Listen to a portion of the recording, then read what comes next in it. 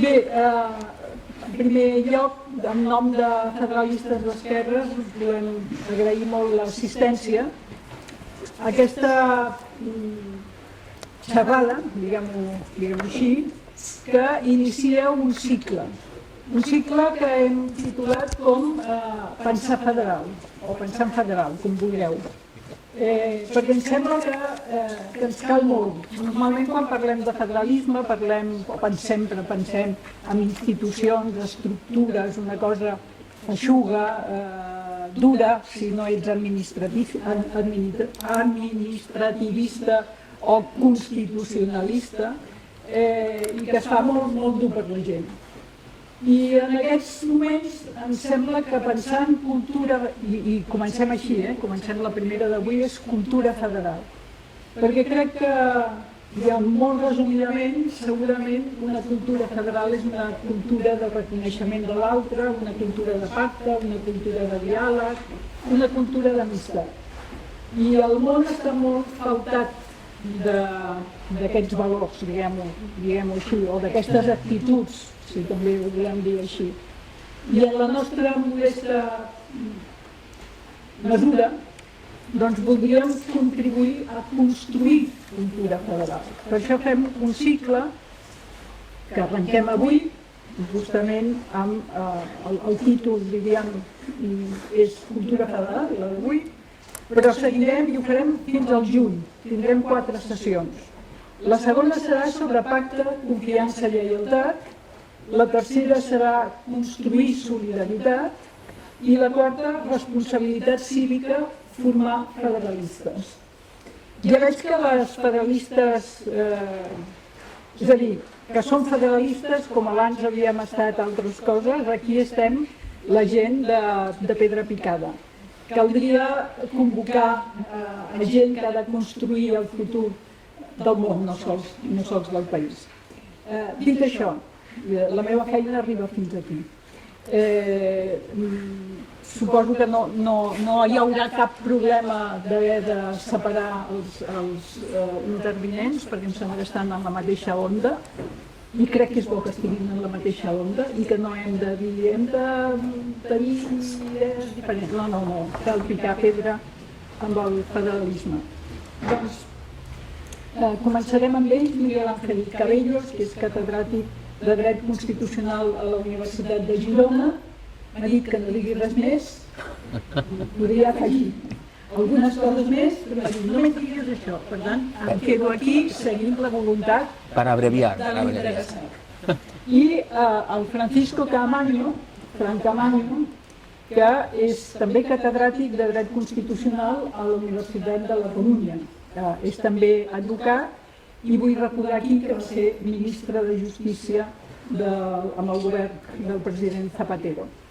Els dos són grans federalistes i tenen coses escrites sobre federalisme que jo recomano molt. I fins aquí queda la meva intervenció. Després donarem paraules perquè pugueu intervenir, preguntar el que considereu oportú i sereu oportunament també i doctament respostos. Respostos? Bé. El que no hem decidit és com comencem. Et sembla que comencem per tu? Sí. Doncs té la paraula el Miguel Ángel Cabellos. I agraïm molt, però moltíssim, la participació dels dos ponents que ens honoren amb la seva presència. Gràcies.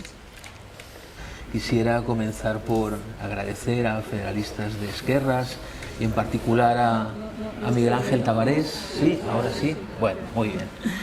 Agradecer, a Federalistas de Esquerras y en particular a Miguel Ángel Tavares y a Lidia Santos, pues esta oportunidad, ¿no?, que me han dado de estar aquí con ustedes, con vosotros y con Fran Caamaño, hablando de la cultura federal, que es un concepto, antes lo comentábamos, antes de entrar con Miguel Ángel, que es un concepto que habitualmente se nos ha escapado un poquito a todos, ¿no? Los juristas lo hemos tratado quizá poco, porque a lo mejor pensábamos que era un concepto que se iba más al ámbito de la ciencia política o de la filosofía, pero tampoco la ciencia política, en la filosofía, hemos encontrado habitualmente tratamientos muy en profundidad de esta cuestión. Es decir, es un concepto que es de todos y que quizá por eso, desde ningún ámbito se ha acabado de tratar con profundidad o con precisión. Entonces, cuando yo reflexionaba, preparando esta conferencia y en ocasiones anteriores, acerca del concepto de cultura federal, cómo darle de alguna manera un contenido lo menos impreciso posible y pese a las dificultades del empeño, pues pensaba que quizá podíamos acercarnos a él considerando que es aquel conjunto de convicciones y de prácticas que conectan, que unen, por un lado, a una determinada población y a sus instituciones, y a los ciudadanos que también están dentro de esas instituciones, con, por otra parte, su sistema federal considerado en conjunto, considerado en su globalidad. Y esta cultura federal, yo diría que es un concepto de la máxima importancia, pero que dicha importancia admite matices según el momento en que la contemplemos en la historia de una federación. Es decir, es ciertamente muy conveniente y es de la máxima importancia que cuando se va a formar un Estado federal exista ya una cultura federal en ese territorio. Esto siempre ayuda mucho a la instauración de ese federalismo, de ese Estado federal y a su consolidación. Pero, sin embargo, es muy conveniente, pero no es estrictamente imprescindible. La historia nos demuestra que no es estrictamente imprescindible porque hay casos en que se han establecido federaciones sin que existiera una cultura federal sólida o ni siquiera una cultura federal mínimamente constatable en ese territorio. Por poner un ejemplo que no nos sea geográficamente demasiado lejano, el caso de Alemania. Ustedes saben bien, que en 1949, cuando se aprueba la actual Constitución, la Constitución Federal de Alemania, que establece un Estado federal que todos es sabido, pues ha funcionado razonablemente bien, funciona razonablemente bien. Claro, en ese momento en Alemania había otras muchas preocupaciones más acuciantes que las de crear y desarrollar una cultura federal. Un país que había perdido la Segunda Guerra Mundial, que había salido de un régimen criminal, que elabora su constitución bajo la tutela de alguna manera de las potencias vencedoras, un país que inicialmente pues está dividido en ese momento de elaboración de la constitución en zonas, por así decir, de tutela por parte de las potencias vencedoras. En ese momento la población tiene muchas prioridades que tienen que ver con su subsistencia y con mirar al futuro y ver qué ha pasado, qué ha sucedido con su pasado reciente. Pero no había una cultura federal constatable. Sin embargo, se establece un federalismo y es después cuando hay que construir la cultura federal. Por tanto, en el momento de nacimiento de un federalismo es muy conveniente, pero no siempre imprescindible. Cuando es imprescindible que exista cultura federal es una vez que se establece ese federalismo para que funcione, para que eche raíces y para que se desarrolle adecuadamente. En este sentido, diríamos que la cultura federal cumple la misma función que cumple el terreno en relación con el árbol que allí se planta, Si tenemos un terreno adecuado, abonado, que de vez en cuando se riegue o que allí llueva, el árbol del federalismo echará raíces y crecerá. Si el terreno es todo lo contrario que eso, entonces el federalismo ahí, por ausencia de cultura federal, o fracasará o llevará una existencia muy lastimosa y se verá de alguna manera reducido a una serie de estructuras que más o menos se van aplicando, pero con una desconexión en relación con la sociedad en la que pretende aplicarse. Se ha dicho muchas veces, y con razón, que no puede subsistir, que no puede pervivir un federalismo sin federalistas, diríamos también, entonces, que no puede subsistir adecuadamente un federalismo sin cultura federal presente en esos federalistas, en esos ciudadanos y en las instituciones. ¿Dónde tiene que darse, a mi juicio, la cultura federal? ¿No? Pues en diferentes lugares, en diferentes focos. En primer lugar, lógicamente, entre la población, entre los ciudadanos.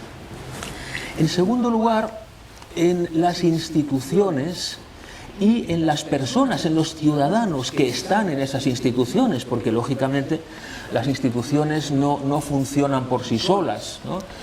Aunque es verdad, ¿no?, que recientemente, ustedes lo habrán leído, hace un mes o así, veíamos en los medios de comunicación la sorprendente noticia de que en Albania el presidente del gobierno había decidido que uno de los ministerios sería gestionado por una inteligencia artificial, el Ministerio de Contratación Pública.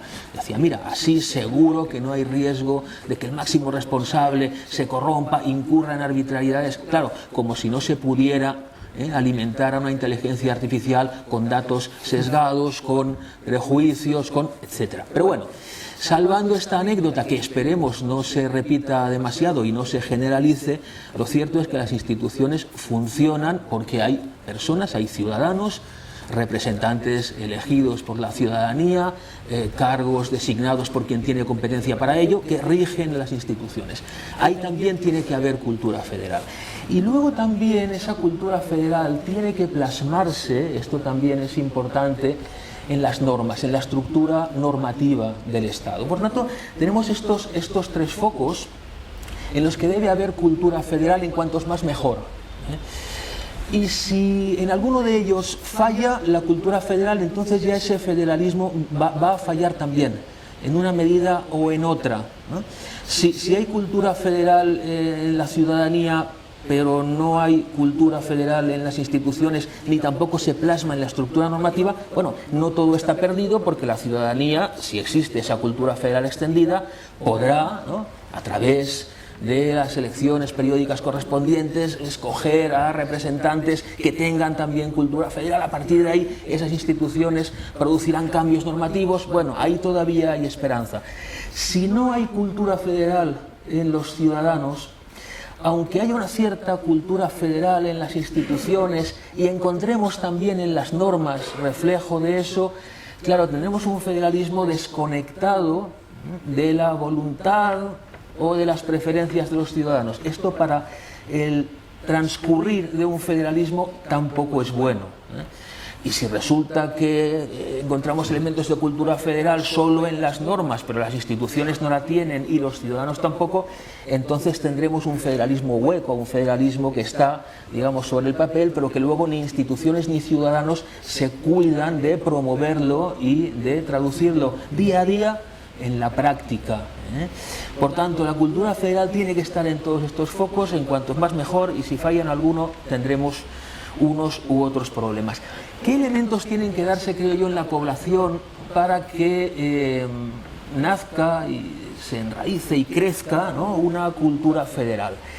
Bueno, en primer lugar hay una cosa que parece evidente: tiene que existir entre la ciudadanía un suficiente conocimiento de qué es el federalismo, porque claro, si los ciudadanos no saben qué es el federalismo o tienen una opinión equivocada, una idea equivocada de lo que es, llevada por prejuicios o por errores, aquí ya nos falta un elemento esencial para que crezca esa cultura federal. Y aquí, como vemos luego, y ustedes saben perfectamente, en España tenemos un problema, porque la idea que muchos ciudadanos tienen del federalismo es una idea que no se corresponde con lo que el federalismo es, sino que nace de prejuicios históricos o de otro tipo, de confusiones, en algún caso inducidas, ¿no?, desde determinados sectores del arco político, en otros casos pues surgidas no se sabe cómo, pero confusiones en cualquier caso. De manera que este es un primer elemento que es fundamental para la existencia de cultura federal entre y en la ciudadanía. En segundo lugar, hay dos elementos que son como la cara y la cruz de una misma moneda, en el sentido de que ambos se contrapesan, se presuponen mutuamente, y si concurre uno solo de los dos, también vamos a tener problemas para lo que sería la producción, la generación de una cultura federal entre la ciudadanía, que son, por un lado, la aceptación por parte de los ciudadanos de la diversidad como algo positivo, no como algo negativo y que conviene eliminar, que conviene erradicar en lo posible, homogeneizar, no, como algo positivo, como una riqueza existente en un territorio. Que haya partes del territorio donde haya una lengua propia, otras partes donde no, aquí hay derecho civil propio, allá no, aquí hay tal característica, aquí... Esto ha de ser percibido, ¿no?, si queremos efectivamente que se dé una cultura federal entre la ciudadanía, ha de ser percibido como una riqueza y como algo positivo, pero al mismo tiempo tiene que combinarse con un compromiso claro por la unidad. Porque claro, si yo me fijo solo en lo primero y paso el día diciendo yo soy diferente de aquel, aquel es diferente de mí, y al revés lo mismo, aquel está todo el día diciendo yo soy diferente de estos, y al revés, claro, si tan diferentes somos y todo el día nos pasamos afirmando la diferencia, la conclusión al final será decir, bueno, pues tú por un lado, yo por otro, cada uno que forme su estado y cada cual con sus diferencias que se las arregle como mejor sepa. Claro, esto evidentemente no tiene nada que ver con la cultura federal, es su negación, es su contrario. Por tanto, ese compromiso con la unidad como contrapeso, pero tampoco puedo fijarme solo en el compromiso con la unidad, porque entonces estaré yendo al extremo contrario, al extremo opuesto. La unidad es necesaria, la unidad es imprescindible, la unidad debe preservarse como sea. Entonces desconfío de las diferencias son un peligro para la unidad, habrá que ir recortando tanta diferencia, vamos a ver si homogeneizamos. Bueno, para eso no nos hace falta un Estado federal, con un Estado unitario y centralizado pasamos perfectamente. Por tanto, son dos elementos que son en definitiva dos caras de la misma moneda que tienen que darse los dos para nutrir esa cultura federal. Uno solo no nos vale.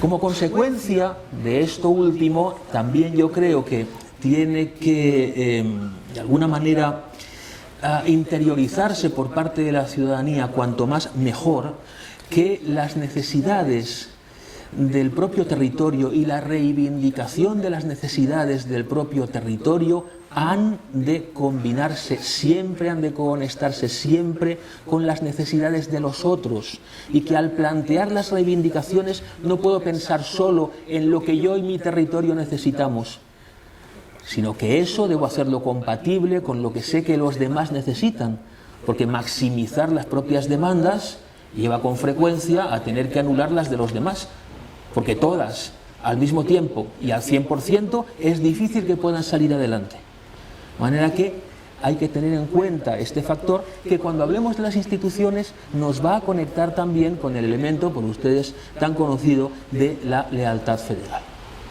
Y luego también entre la ciudadanía ha de darse algo que hoy en día casi parece una ilusión, pero que es necesario, absolutamente necesario para que exista una cultura federal, que es la convicción de que el pacto es siempre preferible a la confrontación, y de que federalismo y pacto son etimológicamente uno derivado del otro. El federalismo, el pacto, la confianza, son todo términos, ¿verdad?, que giran en torno a la misma constelación de ideas. El pacto, y sobre todo el pacto multilateral, no es que los pactos bilaterales no deban existir, hay casos, hay supuestos en que están justificados, pero claro, cuando el pacto es única y exclusivamente, o casi única y exclusivamente bilateral, resulta que luego es difícil combinar tantos pactos bilaterales sin que haya contradicción entre lo que se haya acordado en cada uno de ellos. De ahí que la multilateralidad es esencial. Si pasamos de hablar de la ciudadanía y de lo que haría falta que enraizase en ella para que pudiera surgir y aumentar una cultura federal al plano de las instituciones, pues tendríamos que aplicar, mutatis mutandis, lo que hemos dicho, pues a las instituciones y a las personas que están en ellas.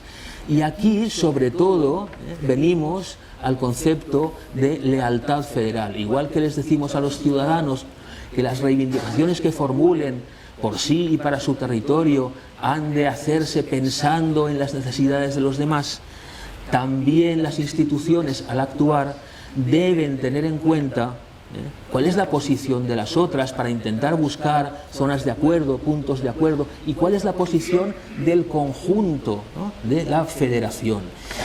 Esto implica pues siempre el pensar en federal, ¿no?, que decía Elazar, implica la voluntad de cooperar basada en la confianza, no en criterios derivados de los bandos políticos y de dónde estoy yo, dónde estás tú, el amigo y el enemigo. Y todo esto, que en estos tiempos que corren pues es tan complejo de encontrar en la práctica, es sin embargo un elemento clave para que la cultura federal también enraíce en el plano de las instituciones.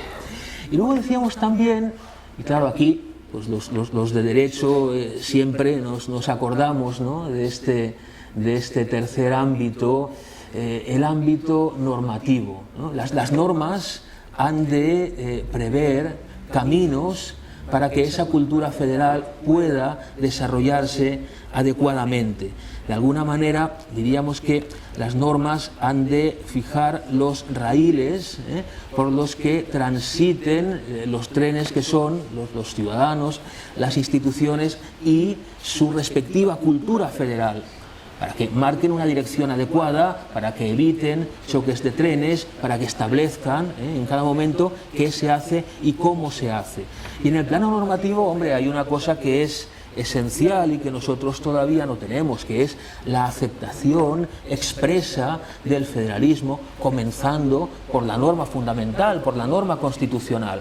Bien, ustedes saben perfectamente que en España tenemos pues una especie de criptofederalismo o de hace años recuerdo que Luis Moreno, investigador, ¿no?, del federalismo desde el ámbito de la ciencia política, ya fallecido, hablaba de federalismo embozado, decía, bueno, tenemos como sistema de cañerías por el cual tendría que transitar el federalismo, pero parece que hay atascos, ¿no?, en determinados lugares que hacen que esto pues no acabe de fluir de ninguna manera, ¿no? Entonces, la aceptación expresa del federalismo, dándole nombre a las cosas, porque lo que tenemos ya se acerca en muchos aspectos a lo que es propio de un Estado federal, en otros hay aspectos también mejorables, pero se acerca mucho a lo que es propio de un Estado federal, pues démosle a las cosas su nombre sin temerlo, y a partir de ahí creemos en la norma constitucional una estructura institucional adecuada, que ya la tenemos en parte, pero que hay que mejorar en otra parte: el Senado, los foros de cooperación intergubernamental, las vías de participación ciudadana son susceptibles evidentemente de muchas mejoras, y regulemos también mejor en la norma constitucional las diferencias, las asimetrías, pero regulémoslas de manera clara y con voluntad de que esa regulación perviva en el tiempo, porque si nos fijamos en la Constitución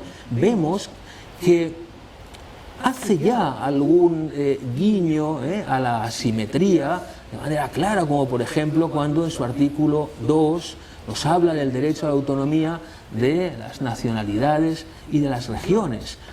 Imagínense ustedes que este artículo 2 no existiera ahora mismo en la Constitución, no estuviera, y que ahora dijéramos, vamos a hacer una reforma constitucional para introducir un artículo que hable de nacionalidades y regiones. Bueno, sería absolutamente inviable. Bueno, ya sería inviable hacer en general una reforma constitucional. Sabemos que esto en España es casi un acontecimiento milagroso que solamente sucede pues de década en década para tocar un articulito concreto. Pero concedido que fuera posible llevar a cabo esta reforma, si alguien dijera de escribir en la Constitución una distinción entre nacionalidades y... Oye, ¿cómo nacionalidades? Solamente hay una, pues ¿cuáles son las otras, no?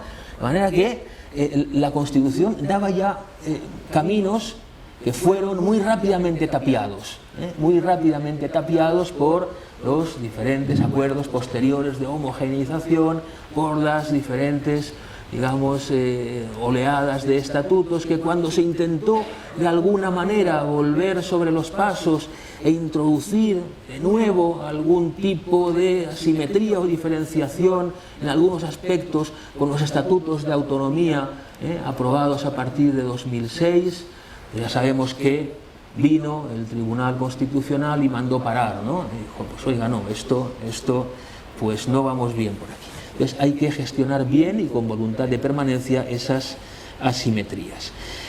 Bueno, tenemos una serie de obstáculos, por tanto, en España para implantar una cultura federal, pero hay formas de superar esos obstáculos, no de hoy para mañana, pero sí con trabajo y con, bueno, con la actuación de tantos, y entre ellos pues de federalistas de esquerras, ¿no? De tantas asociaciones y organismos que están dedicados a este empeño, ¿no? Desde el punto de vista del ciudadano, ¿cómo hacer para que aumente entre la ciudadanía la cultura federal? Bueno, decíamos antes que es esencial que conozcan el federalismo. Claro, aquí en España pues se tiene, ¿no?, por parte de muchos sectores sociales esa idea de federalismo como equivalente a ruptura, a separación, a privilegio, a cantonalismo, ¿no? Hay quien dice, bueno, esto pues viene seguramente de la experiencia traumática, ¿no?, del proyecto de Constitución Federal de 1873, de la República. Sí, seguramente sí, pero hace tantísimo tiempo que yo creo que si salimos a la calle y le preguntamos a la gente si conoce, digamos, esta etapa histórica, yo no sé si encontraríamos a muchas personas, salvo que hubieran estudiado historia o estuvieran especialmente interesadas, ¿no?, en la historia de España, en la ciencia política. No tengo mucha gente que nos dijera, sí, me acuerdo bien de lo que pasó en 1873 y es por eso que considero que el federalismo es un peligro.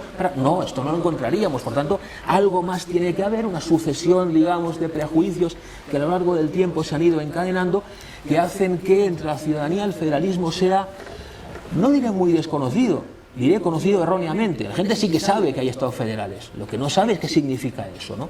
Entonces aquí es importante traer, por ejemplo, a colación pues casos de federalismos de éxito, que los hay, ¿no?, y promover su conocimiento, explicarlos. Ahí tenemos el problema de que uno de los casos de federalismos de éxito, por así decir, de federalismos clásicos, que hasta hace poco podíamos explicar en nuestra labor de dar a conocer el federalismo, ahora ya no podemos hablar mucho de él, porque es el caso del federalismo de Estados Unidos. Pues no sabemos de aquí a 3 años qué quedará en Estados Unidos del federalismo, de la democracia y otras cosas. En ese momento lo metemos un poco en el cajón, hablemos de Alemania, hablemos de Suiza, hablemos de Canadá, Estados Unidos, bueno, lo dejamos un poco latente. Pero hay que hacer, por tanto, pedagogía, ¿no?, del hecho federal, pedagogía de lo que realmente significa el federalismo, para intentar apartar eso de la polarización tremenda que hay en torno al debate territorial, como la hay tremenda también en torno, en general, al ámbito político, todo él, ¿no? Hoy, en la actualidad, las dificultades para hacer pedagogía son más elevadas que nunca, porque cada vez menos gente está dispuesta a escuchar con la mente abierta, sino que todo el mundo escucha, pero poniéndose las gafas, digamos, de su particular ideología o filiación, prejuicio, en otros casos, ¿no? En fin, desde el punto de vista institucional, si con los ciudadanos hacía falta pedagogía, aquí lo que hace falta es voluntad política. Aquí estamos en manos, efectivamente, de los partidos políticos que están presentes en las instituciones y de los ciudadanos que dentro de ellos están en dichas instituciones. En España tenemos diferentes problemas más o menos endémicos, ¿no?, desde la entrada en vigor de la Constitución, y es la poca cultura de pacto multilateral que se ha desarrollado. Los foros multilaterales, unos funcionan mal, la conferencia de presidentes, por ejemplo, otros funcionan desigualmente, las conferencias sectoriales, las hay que funcionan bien, las hay que funcionan más o menos y las hay que no se sabe muy bien cómo funcionan. Esto, dependiendo de la época, va variando un poco, pero tiene un funcionamiento, digamos, desigual. Aquí hace falta voluntad política. El pacto es esencial para crear una cultura federal en el funcionamiento de las instituciones, y el pacto, sobre todo, multilateral. Y este es otro problema, la tendencia que observamos muchas veces al pacto bilateral, ¿no? En cuanto hacen falta los X votos de determinado partido, normalmente nacionalista, independentista, etcétera, para que un un gobierno pueda sacar adelante en las Cortes determinados proyectos, entonces todo el pacto se proyecta directamente con esa fuerza política, y las demás o los demás territorios, pues en todo caso pues tendrán que mirarlo desde la barrera. Esto evidentemente también es un problema, nos llevaría a hablar de reformas electorales, etcétera, etcétera, pero de momento es un hecho que hemos de partir de él porque está presente. También habría que revertir un poco, como mínimo, la tendencia centralizadora que se ha visto en muchas etapas desde el gobierno y desde el Parlamento. Tendencia centralizadora respecto de las competencias autonómicas, a través de diversos instrumentos y expedientes, el abuso de la legislación básica, el abuso del recurso a títulos competenciales horizontales 149.1.1, 149.1.13 de la Constitución, que permiten al Estado con gran facilidad y normalmente no demasiada actividad en contrario por parte del Tribunal Constitucional cuando le llegan estos asuntos, dictar normas sobre cualquier derecho o deber de los ciudadanos o dictar normas en múltiples ámbitos de la coordinación de la economía, ¿no? Esto nos lleva de nuevo a hablar de la lealtad, en este caso de la lealtad de las instituciones centrales del Estado para con las autonómicas, para con las comunidades autónomas. Hombre, sé moderado, ¿no?, en el uso de tus competencias para no invadir el territorio que es propio de los demás entes. Todo esto en una u otra medida requeriría naturalmente de cambios en la Constitución, y aquí encontramos un nuevo obstáculo que de nuevo solo se supera con voluntad política. Y desde el punto de vista normativo, por último, ¿no?, ¿qué hay que hacer? Ya hemos hablado de reformas diversas de normas. Es importante acoger en la Constitución de manera clara el concepto de federalismo, la conceptualización del Estado como federal, porque es que si no, se obliga a la sociedad, o como mínimo a aquella parte de la sociedad que quiera avanzar hacia un Estado federal, a hacer una especie de acto de fe. Es decir, actualmente tiene que creer que nuestro Estado es federal o cuasi federal, pese a que no lo ve en la Constitución, porque no hay nada de ello expresamente reflejado. Muchas veces los investigadores extranjeros, cuando hablan del caso español, nos dicen, bueno, pues ustedes son una variante de federalismo, o un Estado que prácticamente se puede conceptuar como tal. Bueno, pues habrá que creerlo, pero si vamos a nuestra norma fundamental, a nuestra, diríamos, nuestra Biblia jurídica, allí no dice nada. No dice nada de manera expresa. Esto es un problema. Es un problema, como también lo fue, ya digo, la desaparición en la práctica de las vías de asimetría que la Constitución abría, el mal diseño en ella de algunas herramientas esenciales, ¿no?, para el federalismo. De manera que la cultura federal, a través de diversas vías y en estos diversos planos, debe impulsarse. ¿Por qué es importante esto? Claro, porque actualmente tenemos no una cultura federal, sino una cultura de la descentralización un tanto difusa, ¿no? Los ciudadanos saben que hay Estado, que hay comunidades autónomas, que hay una pluralidad de parlamentos, una pluralidad de gobiernos, que más o menos negocian entre ellos, hacen cosas, pero no hay claridad. El ciudadano tiene que saber qué es el federalismo, tiene que saber que eso está reflejado correctamente en la Constitución, que el federalismo es para todos, que no se adscribe a esta ideología o a aquella otra, es para todos los ciudadanos, para todas las instituciones, y por tanto, impulsar una cultura federal en la ciudadanía que luego se también traduzca en el funcionamiento de nuestros representantes en las instituciones y en el futuro llegar a plasmarse claramente en el texto constitucional, es imprescindible para deshacer equívocos, para salir de ese federalismo que decíamos antes embozado o atascado, garantizar que pueda después mantenerse en la práctica y crecer, por aquello que decíamos, que un federalismo sin cultura federal debidamente ubicada en diferentes focos es difícil que pueda subsistir, y porque una cultura federal en la ciudadanía se contagia al funcionamiento de las instituciones y viceversa, y todo esto al mismo tiempo se traduce después en las reformas normativas que se vayan acometiendo. De ahí, ya digo, la importancia, y de ahí pues la oportunidad, ¿no?, que brindan pues actos como el de hoy y asociaciones como Federalistas de Esquerras, de seguir esforzándonos por introducir ese oxígeno que es la cultura federal, ¿no?, en todo federalismo o en todo Estado que, casi siéndolo de manera un poco críptica, aspira a serlo de manera plena. Por mi parte ya estaría. Gracias.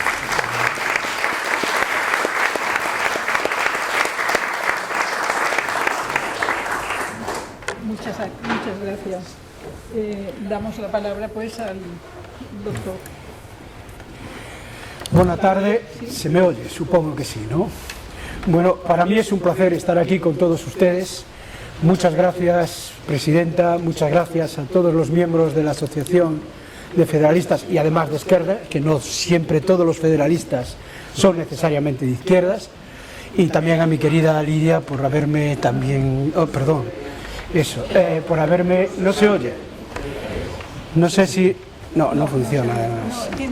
Me parece que tiene que estar... A ver, prueba ahora. Sí, ahora sí. Hola, sí, ahora sí. Vale, disculpad. Bueno, pues eso, muchas gracias por estar aquí y permitirme hablar de un tema que efectivamente es un tema olvidado, la cultura federal, que se ha trabajado fuera de nuestras fronteras, dentro sobre todo de la ciencia política. Al estudiar la cultura política siempre hay autores que hablan de la cultura federal y sus diferencias, y que en España pues algunas personas y hemos dedicado algún tiempo de reflexión a lo largo de nuestras vidas, y en mi caso me he hecho muy crítico como constitucionalista de lo que los constitucionalistas decimos.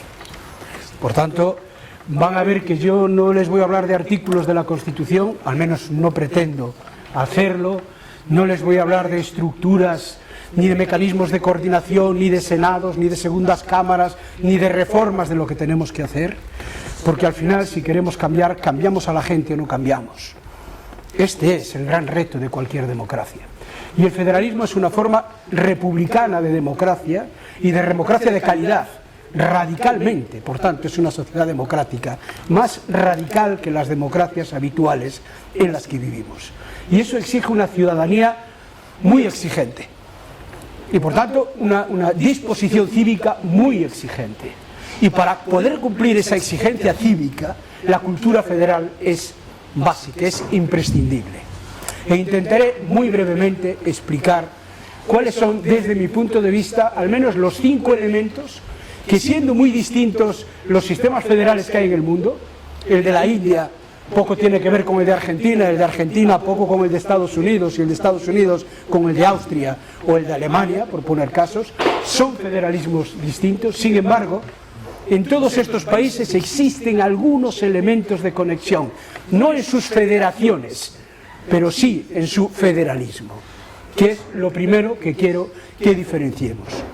Una cosa es una federación, es decir, un Estado que se ha organizado de tal manera que tiene unidades políticamente descentralizadas en su interior, y ahí lo importante es ver cuáles son los mecanismos institucionales y jurídicos a través de los cuales opera ese sistema de gobierno. Y otra cosa es el federalismo.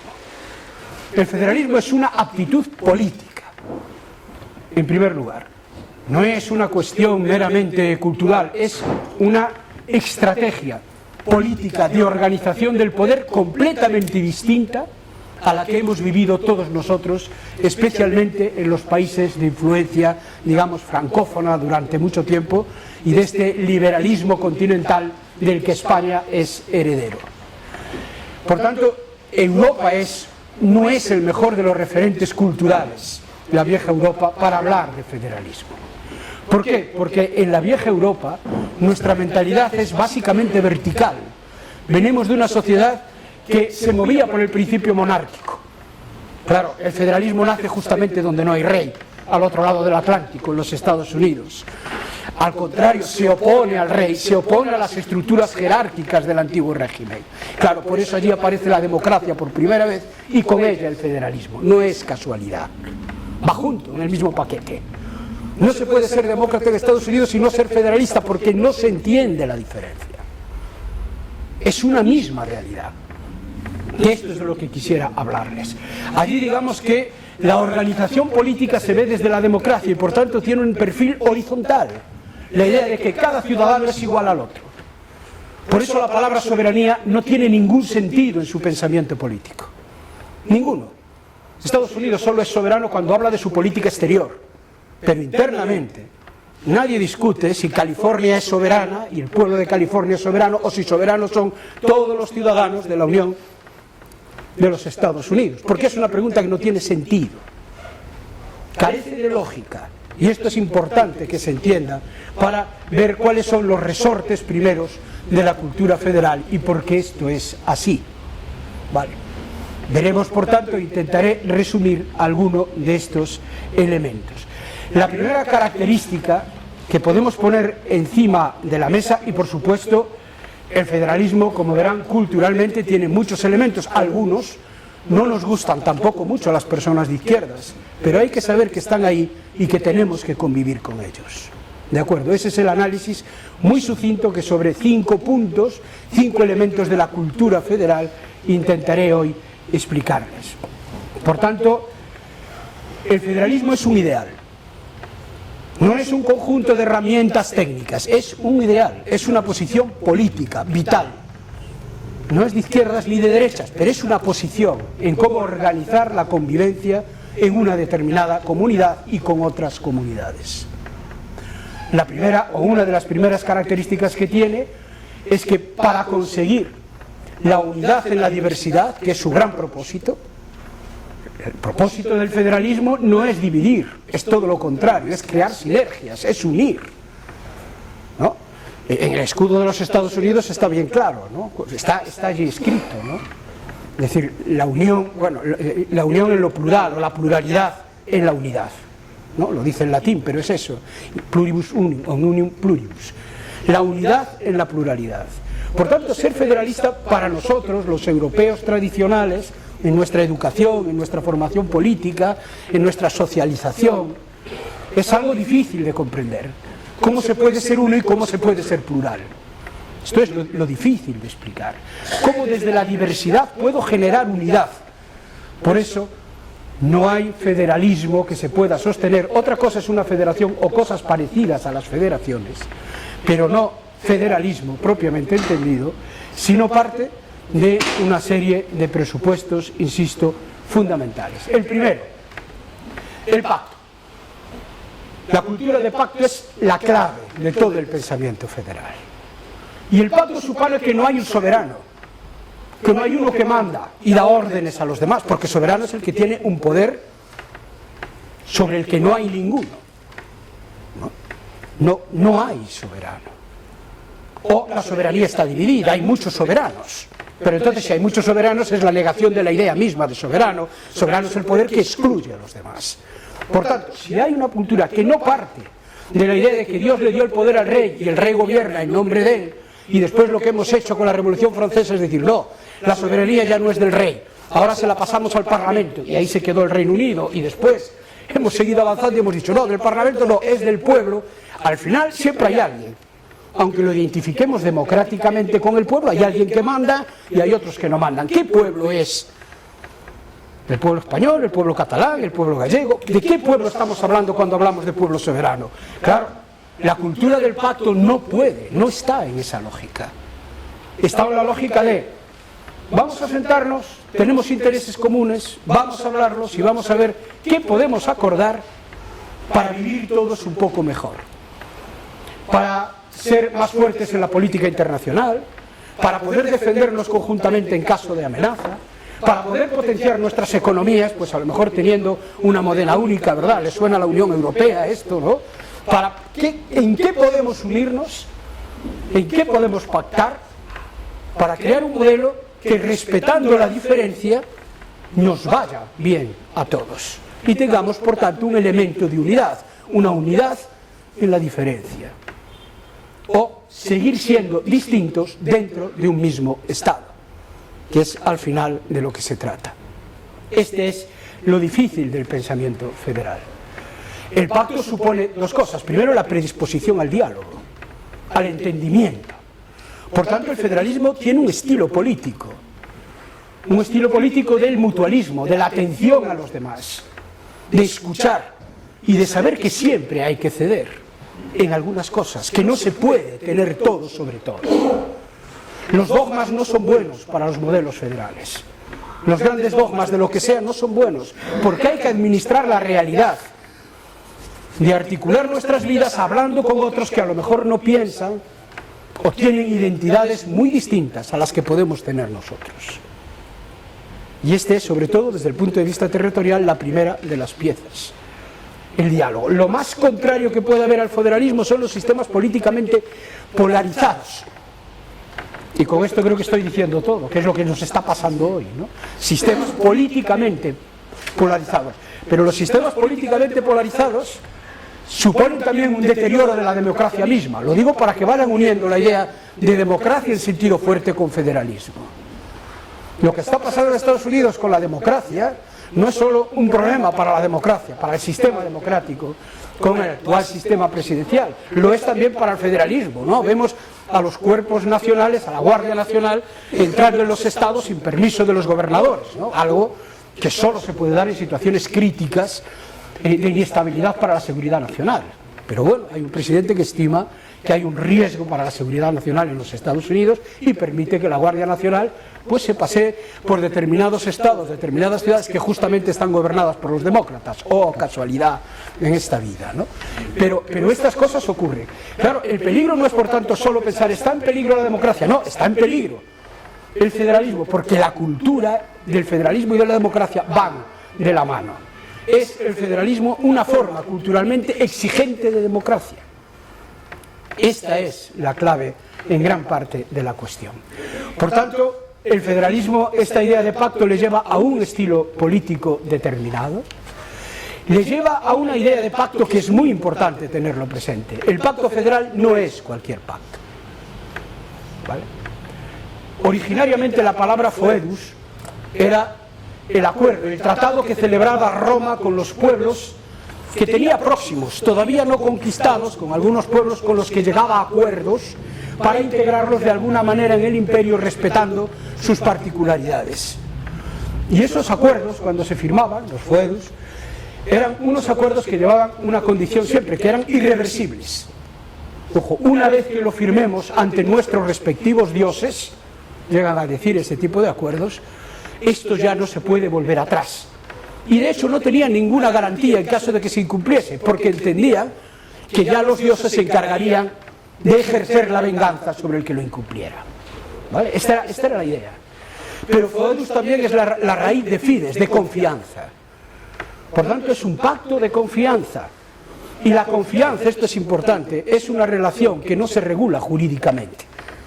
Solo políticamente se puede administrar la confianza. El derecho puede hacer muchas cosas, pero no que confíe uno en otro. Puede regular las relaciones de trabajo, pero esto no quiere decir que yo, trabajador, confíe en mi jefe. Esto es otra cosa. Yo puedo ir a trabajar, él me paga, nos llevamos bien, pero no tengo por qué confiar en él. Por eso los ciudadanos, cuando votamos a nuestros representantes, no hay una relación jurídica, es nuevamente una relación de confianza. Yo me creo en lo que dicen y si me engaña dentro de 4 años no lo voto, vale. Pero no hay una relación jurídica entre lo uno y lo otro. El federalismo es básicamente, por tanto, un pensamiento profundamente político. Y esto hace que los juristas, sobre todo los europeos, no lo entiendan muy bien. Algún autor americano decía ya en el año 58, conocido economista, el nombre ya es lo de menos, decía, todavía siguen los juristas buscando la soberanía en un lugar donde no la pueden encontrar, como mi país. ¿Por qué se empeñan en buscar lo que no pueden encontrar? Y efectivamente es una obsesión de los recursos de los juristas tener que fundamentarnos en elementos y en palabras como la soberanía. Las relaciones de confianza requieren instrumentos políticos, instituciones políticas y cultura política. Y eso es lo que es el federalismo, una determinada cultura política. una determinada forma de estar en una sociedad, una actitud, una capacidad de decisión cívica y de vivir con acuerdo a esos principios o a esos valores. ¿Por qué digo lo del pacto inquebrantable? Porque dentro del federalismo no cabe algo parecido al derecho a decidir, pero no por una regla de lealtad al pacto, porque la idea sola de independencia, una vez que has asumido tu compromiso en el pacto, es contraria a la filosofía del federalismo. Puede ocurrir que en un determinado momento de la historia las cosas se rompan. Vale, esto es inevitable, esto no lo puede evitar ningún código, ninguna constitución, no lo puede evitar ninguna ideología. Los procesos de las sociedades son los que son, y donde no había Estado aparecen, en fin, sabemos todos lo que ocurre con estas cosas. Pero una vez que uno asume estar dentro de una federación, el federalismo es imposible, es incompatible con la reivindicación de la independencia, porque por su propia naturaleza el federalismo lo que defiende es la interdependencia, que es una cosa completamente distinta, la interdependencia democrática. Porque yo no he entrado en un lugar a la fuerza, yo no he entrado en un lugar donde no me preguntaron si quería estar, no, me lo han preguntado, hay un pacto, hay un acuerdo, y por tanto he entrado.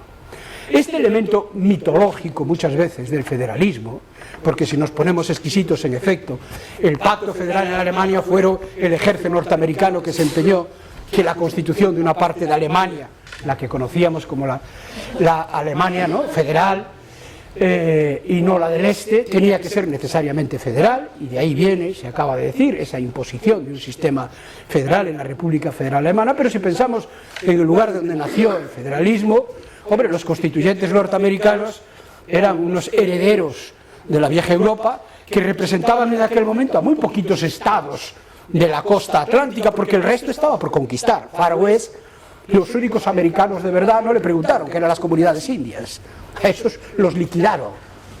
Pero sin embargo, sobre esto fueron capaces de construir el federalismo.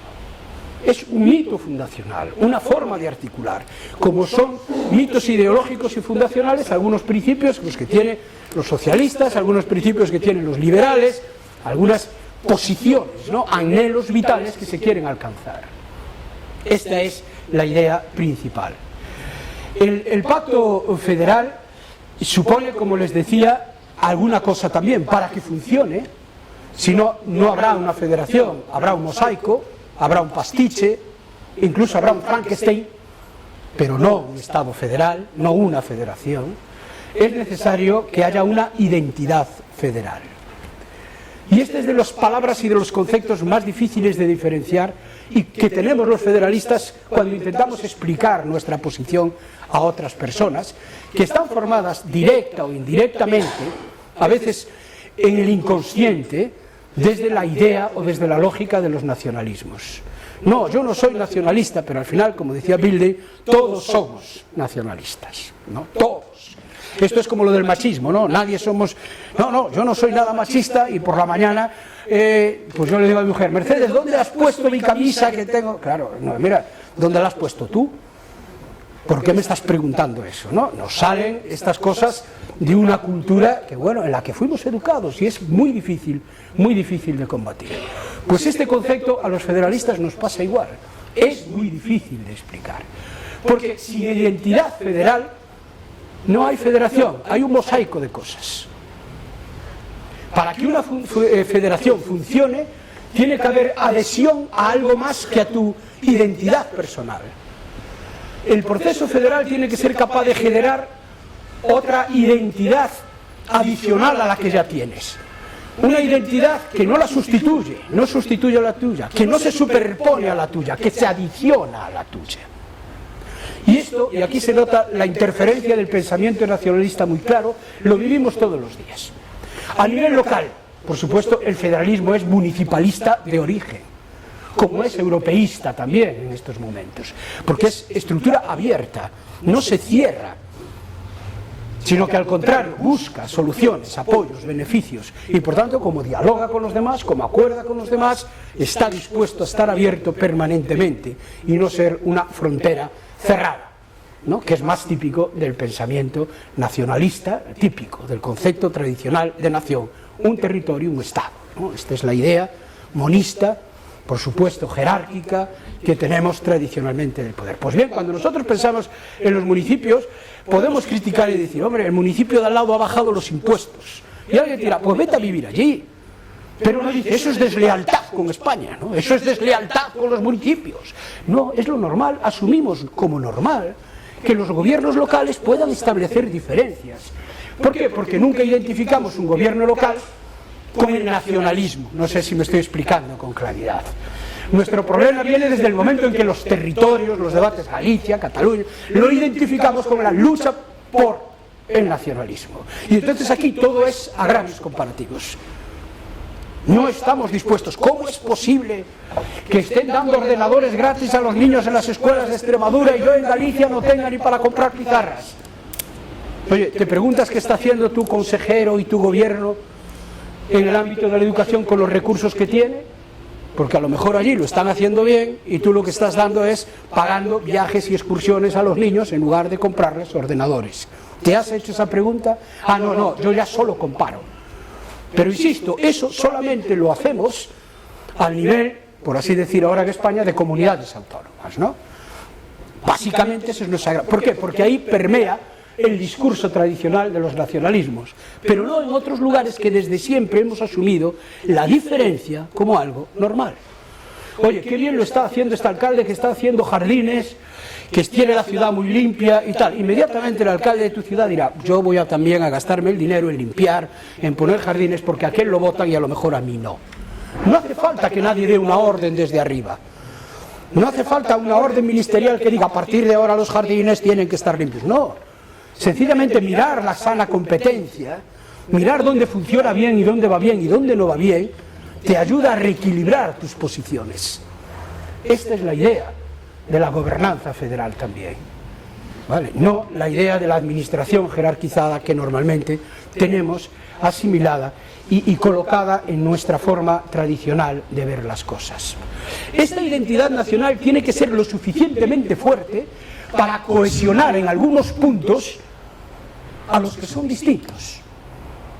Esta es la clave, y esto es lo difícil de explicar. Porque, por decirlo con palabras que los nacionalistas, ya sé que no hace falta ser, insisto, un nacionalista políticamente defensor, no, los que estamos formados, o hemos sido formados en los nacionalismos, entendemos muy bien si lo digo así. La identidad federal tiene que ser algo así como una nación no nacionalista, y esto es lo difícil de explicar. ¿Qué es esto? Porque claro, políticamente eso es lo que genera adhesiones. Las naciones mueven impulsos. Cuando dicen, hombre, esto de las naciones... No, los sentimientos nacionales son los que provocan guerras. Por tanto, mueven a los ciudadanos, nos mueven, nos impulsan, porque son sentimientos que nos entran a las entrañas y anulan la razón. Nosotros tenemos que conseguir, y este es el gran reto de la cultura federal, que los ciudadanos puedan comprender algo que hacen todos los días, que pueden ser vecinos de su ayuntamiento, que pueden ser ciudadanos de su comunidad autónoma, que lo pueden ser de España y lo pueden ser de Europa, y que estas distintas identidades se pueden administrar con normalidad. Y si un ciudadano lo puede hacer, ¿por qué las instituciones no pueden gestionar lo mismo que hago yo? Salvo que yo esté politizado muy radicalmente, entonces no, yo no me considero ni vecino de mi pueblo, sino yo solo soy catalán general y por tanto solo voto en las autonómicas porque el resto no existe para mí. Hay de todo, o sea que o soy vecino de aquí y a mí fuera de ser vecino de aquí el mundo no me interesa. Bueno, puede haber esas posiciones, pero la gran mayoría somos capaces de administrar esas posiciones. Por eso la pregunta en los Estados Unidos, antes y creo que todavía con Trump perdura, cuando preguntas qué es la soberanía, te dice, la soberanía soy yo cuando voto. Cuando estoy votando, estamos expresando lo que queremos de un determinado gobierno, uno más próximo, otro un poco más alejado y otro más alejado, que es el gobierno federal, que a veces muchos ni conocemos, sabemos que está ahí, pero bueno, porque alguna agencia federal nos viene a molestar aquí, si no, tampoco tenemos ningún interés en todo eso. Esta visión es muy difícil de explicar en Europa en general, es muy difícil de compartirla con los demás. Esta especie de la identidad federal tiene que ser como una nación no nacionalista, tiene que ser como una unidad diversa, como una unidad inclusiva, y para ser inclusiva y poner de acuerdo a lo que es distinto no puede absorberlo todo, solo aquello, de ahí el pacto en lo que estemos de acuerdo. La consecuencia de esto, de estos elementos, es una que mi querido, estimado Miquel Caminal tiene puesto por escrito y que siempre me pareció muy bien dicho, muy clarificador. Decía él que cuando el nacionalismo se somete al federalismo, el nacionalismo comienza a desaparecer. Los países de tradición federal no suelen tener, salvo algunos episodios, pero los van venciendo poco a poco, no suelen tener problemas de grandes debates nacionalistas internos. Sabemos el de Canadá, pero bastó hacer un referéndum, el partido quebecois hoy prácticamente no existe en Quebec, políticamente. Solo algunos nostálgicos y en las encuestas mayores casi todos de edad, y me dijeron de edad de 60 para arriba, a eso me refiero, y por tanto la gente joven, el nuevo voto, el voto refresco que ha llegado en los últimos años, no quiere saber nada de estas historias. Sigue siendo personas que defienden muchísimo su identidad, pero consideran que la solución de aquel momento no fue la solución mejor, ni la más conveniente para sus intereses, y por tanto no están ya posicionados ahí. El federalismo tiene esa gran capacidad de que, como tienes también otra identidad y tienes que bascular entre dos, no radicalizas una. No radicalizas, soy gallego a toda costa, no, eres de Texas a toda costa, pero eres americano.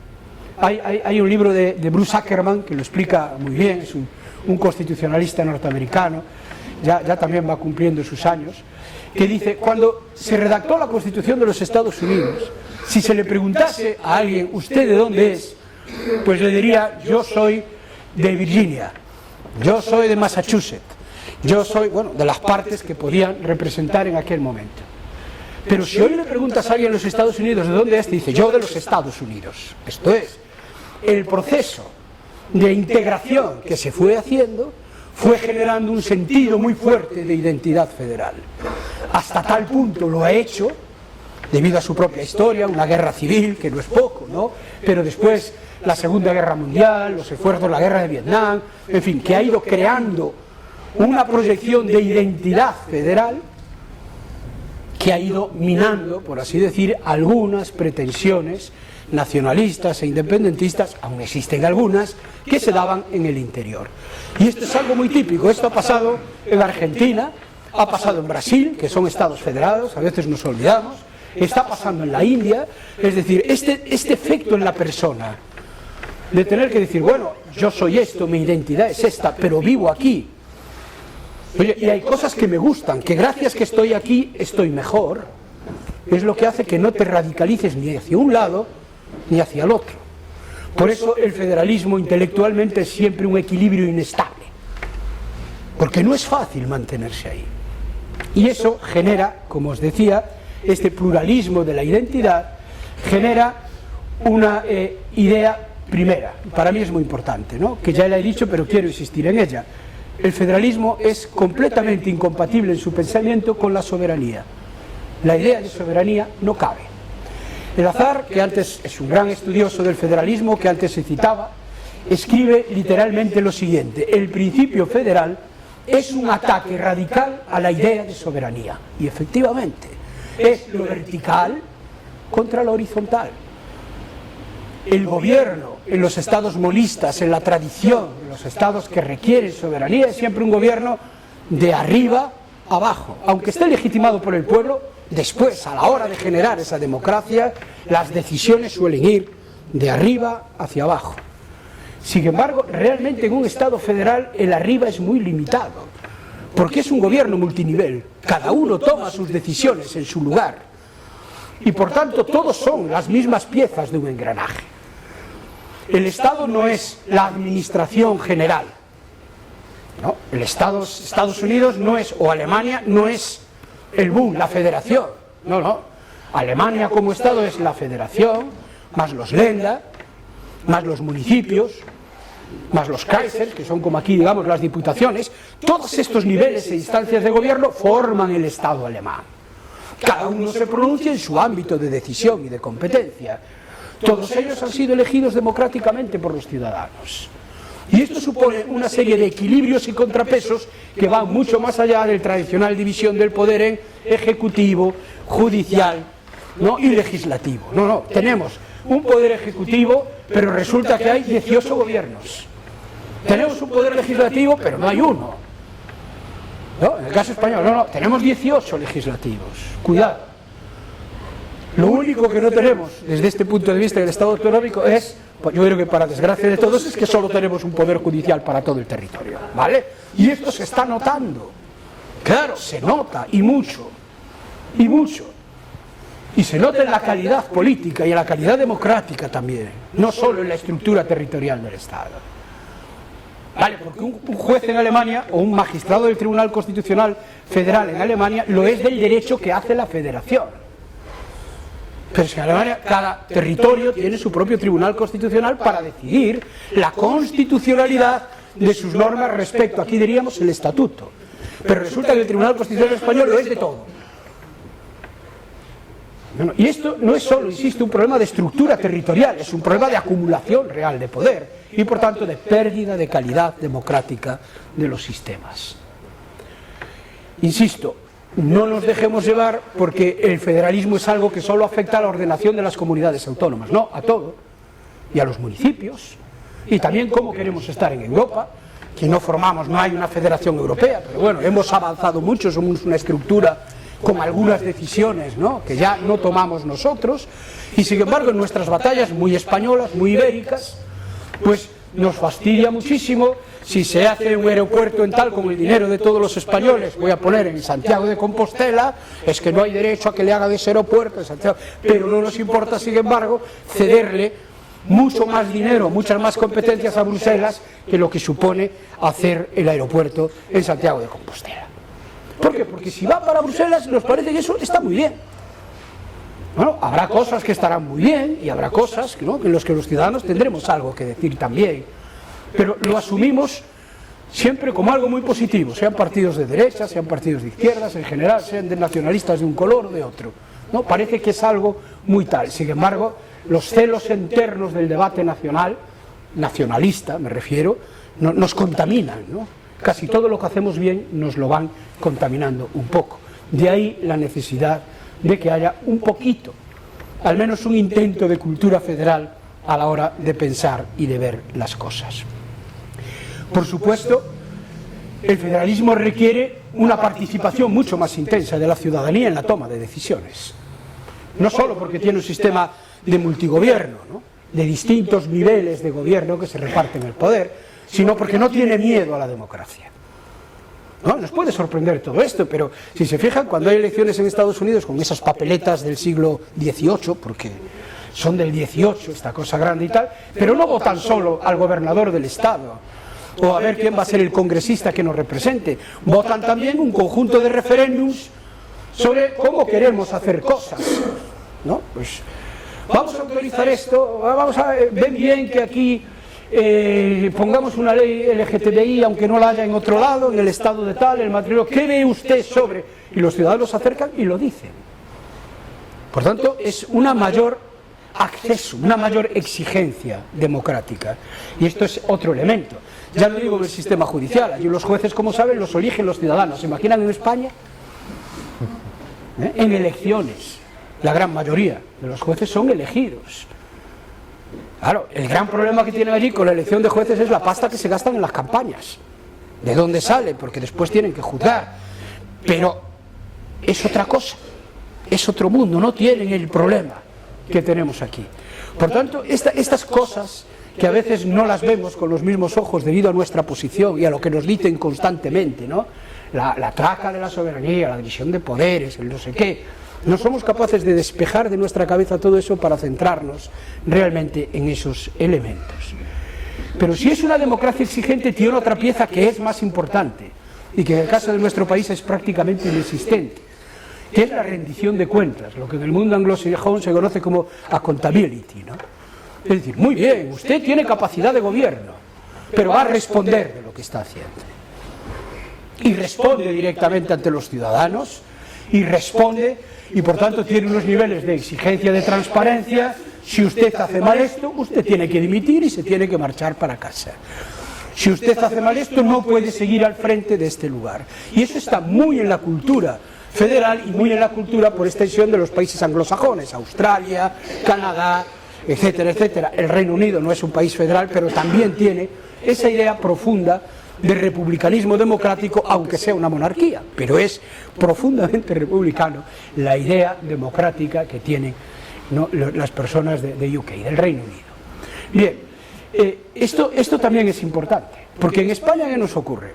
Pues yo recordaré siempre, cuando estaba catedrático en Valencia, un artículo de un periodista del Levante, que era un trozo de autovía, un tramo que estaba sin acabar, llevaba años, y entonces fui a preguntar primero al alcalde por qué no estaba haciéndose eso, si había algún problema. El alcalde dijo, no, nosotros dimos todas las licencias, eso será cosa de la Generalitat de Valencia, nosotros no tenemos nada que ver.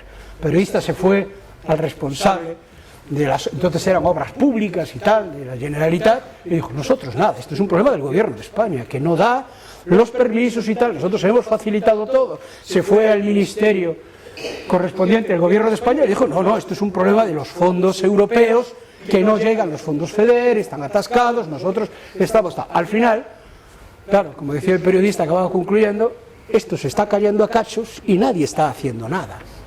Claro, es que tener estructuras multinivel sin tener exigencias de responsabilidad es terrible.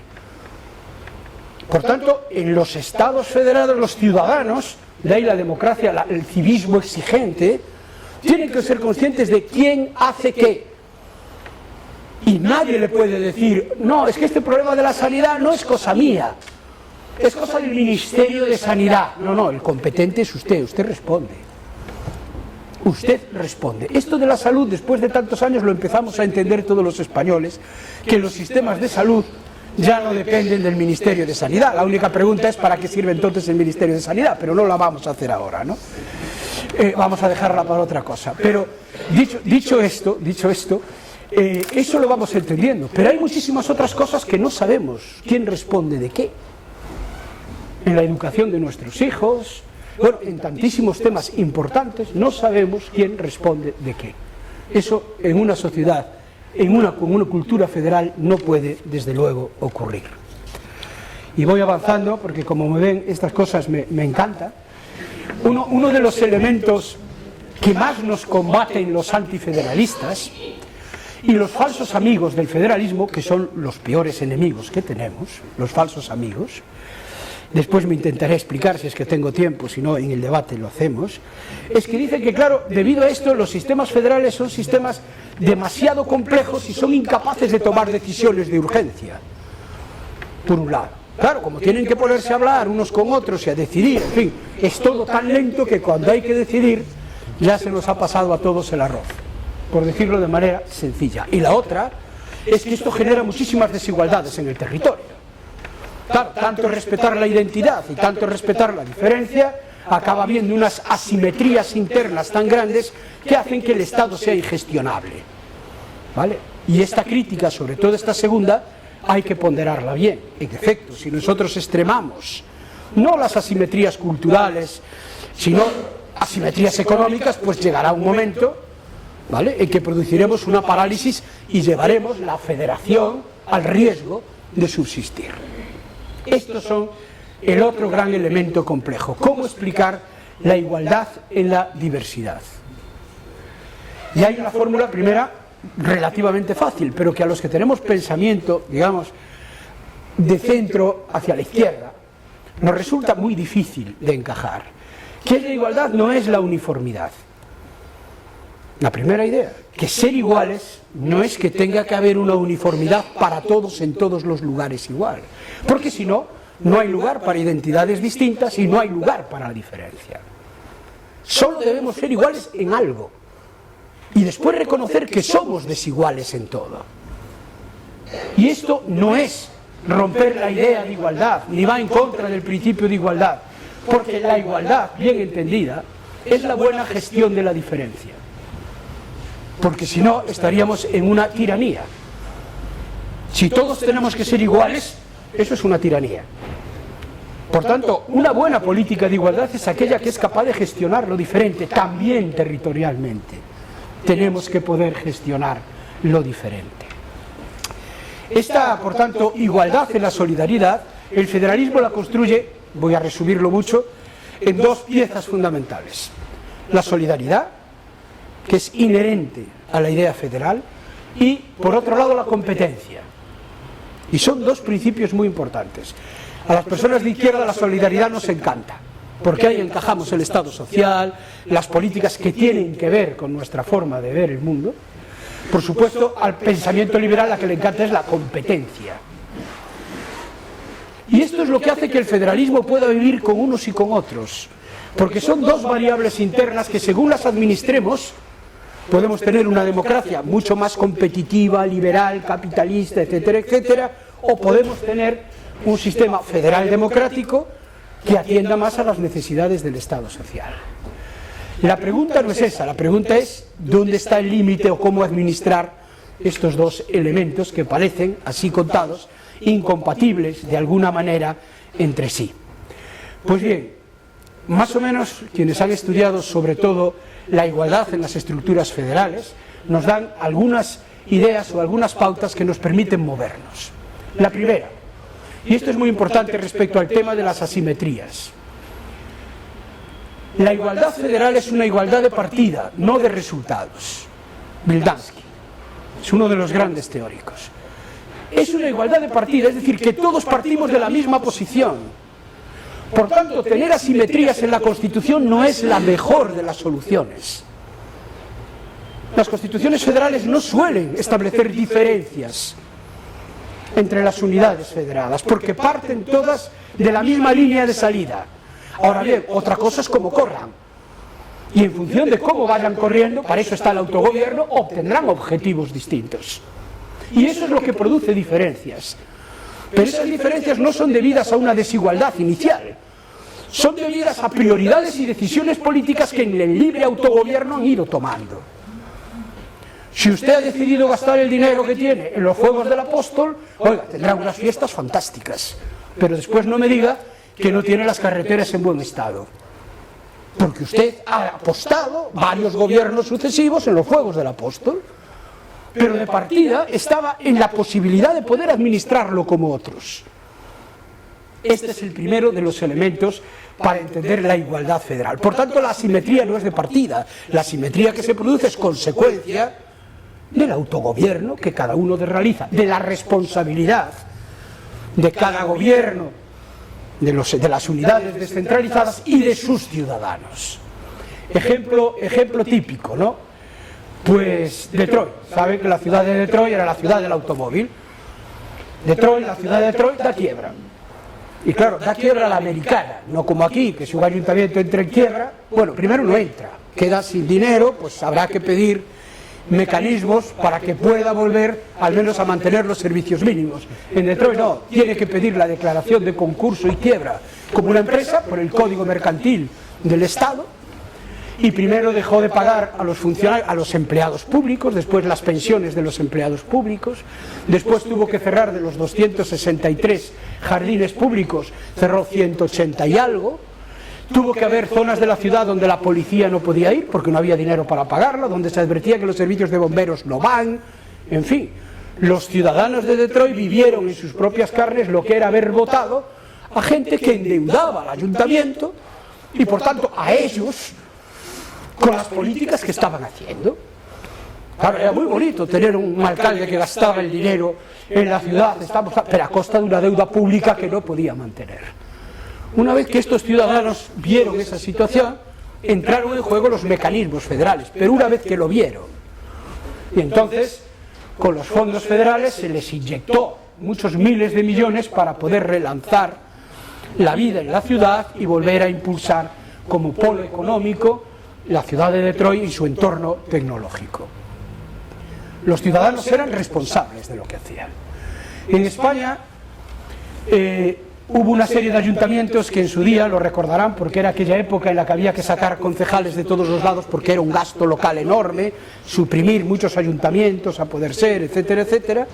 En España hubo una época en que 3 ayuntamientos consumieron el 90%, suponía el 90% del gasto de las haciendas locales de España, y tenemos casi 10.000 municipios, 3. Era fantástico, hicieron unas avenidas maravillosas, enterraron el Manzanares con unos túneles que daba gusto pasear con ellos. Claro, cuando no tenían dinero para poder pagarlo, los ciudadanos de Madrid siguen paseando por el Manzanares y no ocurrió absolutamente nada. Y no ocurrió absolutamente nada porque el mecanismo fue quitar del resto, que si lo habían hecho bien, todos los municipios que tengan superávit, nos lo vamos a quedar, ¿verdad?, para poder pagar la deuda de estos tres. Eso no es solidaridad. Eso no es solidaridad, eso es ocultar la responsabilidad que tienen que tener. La solidaridad se ejerce después, pero primero alguien responde. Y no solo responden los políticos, por así decir, responden los ciudadanos por haber votado durante algún tiempo lo que no debían haber votado, y tienen que saberlo. Pongo este ejemplo porque después de que ocurre esto en Detroit hay elecciones en el ayuntamiento a Nueva York, a la ciudad de Nueva York, y uno de los candidatos a alcalde, que fue el que ganó, lo primero que dijo es: si soy alcalde, lo primero que haré es subir los impuestos para no ser como Detroit. Claro. Y ganó las elecciones. No sé si con esto ven las dificultades de transmitir esto a otros entornos. Competencia, termino automáticamente. ¿Por qué nos cuesta tanto también entender, sobre todo a las personas de izquierdas, el principio de competencia? El federalismo es un sistema de innovación y por tanto competitivo entre sí. Como hay muchos autogobiernos distintos, cada gobierno explora lo que considera que es la mejor posibilidad y se convierte por tanto todos ellos en una especie de laboratorios de políticas públicas. Yo voy a intentar solucionar mi problema de migrantes de esta manera. No, yo creo que con estas políticas lo voy a hacer mejor.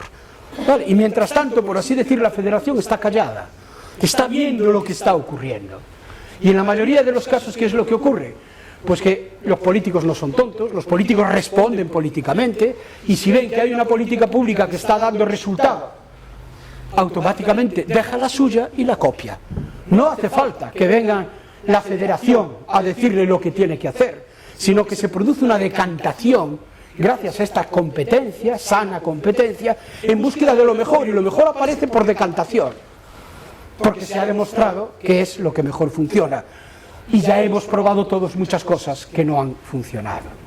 A nosotros esto nos resulta muy difícil de asumir, porque esto supondría que puede haber políticas que afectan a veces a prestaciones y a servicios públicos distintos en un lugar que en otro, y no somos capaces de esperar a que las cosas rueden, sino que nos salta inmediatamente el agravio comparativo. Una sola palabra. Esta sí que es la final, porque me he alargado muchísimo. Como ven, no es solo que en España sea un país donde no hay cultura federal, sino que además, si piensan un poco en el Estado autonómico, es todo lo contrario a la lógica de un Estado federal.